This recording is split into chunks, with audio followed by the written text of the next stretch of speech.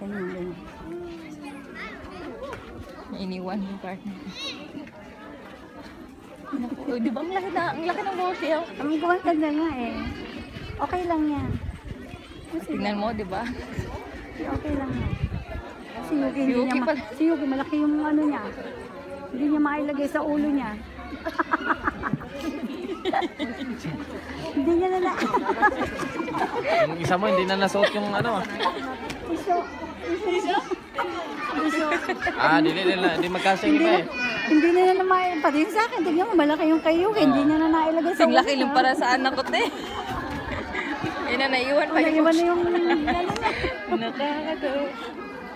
Diba? Ito, ang liliit.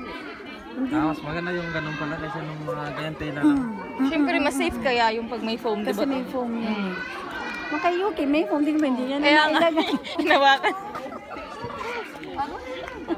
Hindi niya na nailagay.